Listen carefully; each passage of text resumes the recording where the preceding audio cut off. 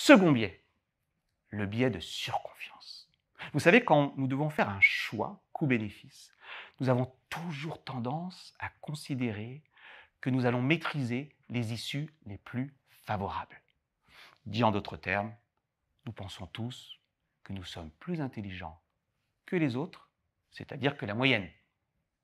Revenons sur Alan. Vous vous souvenez, Alan, ce jeune cadre dynamique, plein d'ambition pour son entreprise et pour lui-même. Alan est aussi très éduqué. Et Alan se dit, mais comme je suis éduqué, je maîtrise un savoir, je maîtrise une connaissance, je ne me ferai pas prendre.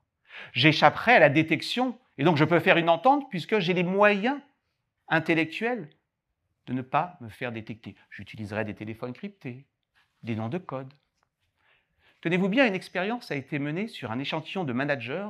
On leur a fait jouer à un jeu de cartel et on s'est aperçu que ceux qui enfreignaient la loi étaient ceux qui maîtrisaient les règles du jeu.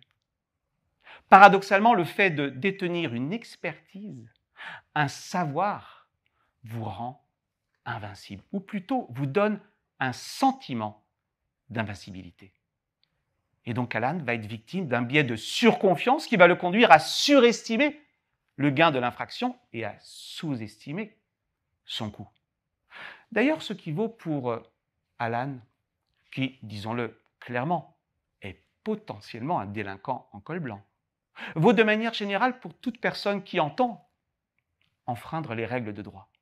Je pense en particulier aux personnes qui rentrent dans la petite délinquance ou aux petits dealers. De nombreuses études empiriques ont montré que très souvent, les petits dealers, les petits délinquants étaient victimes de ce biais de surconfiance. Je ne me ferai jamais prendre. Ce qui les conduit à majorer les gains et à minorer les coûts. Bref, que voyons-nous ?